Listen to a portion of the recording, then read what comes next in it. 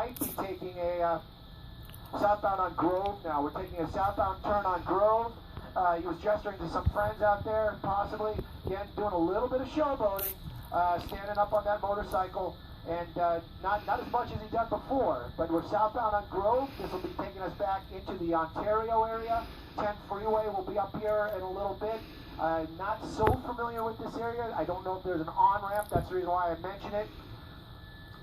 But about 70 miles an hour now, California Highway Patrol still behind him. 4 vehicles chasing him, 2 motorcycles, 2 cars. Original one, reckless driving. You know, so every pursuit that we cover is a unique situation, obviously, but with the motorcyclists, obviously, it's more dangerous. We feel like it's more vulnerable, as you were mentioning and Elsa was mentioning. But also, I wanted to ask you, what kind of options do CHP officers have in a case like this? Please don't. You know, obviously, they can lay down spike strips and try the pit maneuver when it's a vehicle. What kind of options are out there, if any? You know, in this case right now, it probably would be just wait and see. They can't, like you said, they can't pit this guy. They can't. They might be able to do spike strips, but again, with a motorcycle, that might be against their policy. And also, the maneuverability, they probably would see that coming and he would be able to swerve around it. So their pursuit tactics for a motorcycle much different than a car.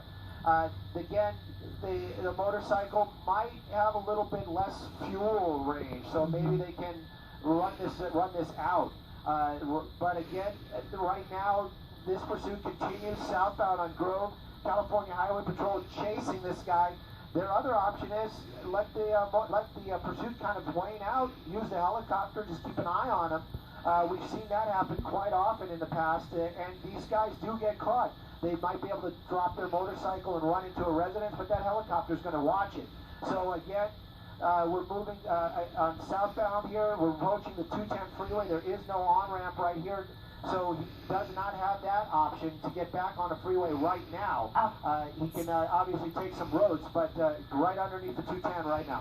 Stu, I believe southbound Grove, he is crossing the 10 freeway. He's in between the 210 on Grove Avenue is between the 210 and the 10, correct? He didn't make any attempt, obviously, to hop onto the 10 freeway. It appears he's still on the surface streets here. And smart move. This is a residential area, but he's continuing. Yeah, if he goes on the freeway,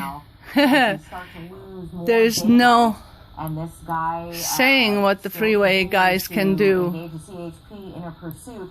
Stu, you were saying that if this motorcycle does belong to this person, they may know who they're chasing. If it is the person, there we go, dead end. Of this motorcycle, and they may back off and just kind of wait to go and talk to this man instead of continuing this pursuit, but don't know any other than he was wanted for reckless driving. We don't know if this motorcycle belongs to him, if it's someone else's, if this is the owner of the motorcycle.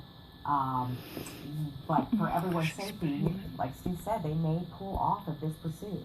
You know, oftentimes we wonder if the person being pursued knows the neighborhood. In this case today, it certainly doesn't seem that way. This motorcyclist has gone through various residential neighborhoods. This is Ontario now, traveling east.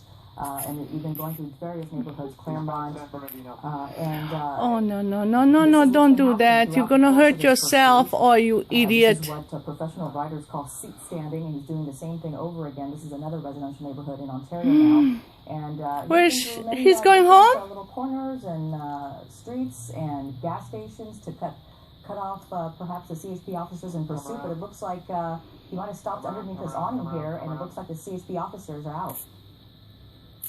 That's right. The officers are out. They do have their guns out, which is, you know, very dangerous situation. We can stay right here. You can see him that he basically just... Oh, thank God. Out of the blue, decided to stop right here at a gas station. Maybe he was running low on fuel, but basically pulled into this gas station and just given up.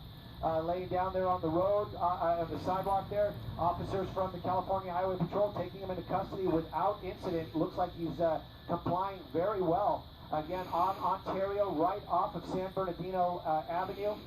In Ontario area, this pursuit's been going on for quite some time. We saw some crazy moments there with some nuts stunts Right now, though, it looks like they have one in custody, is what I'm hearing, and we're seeing this as well live.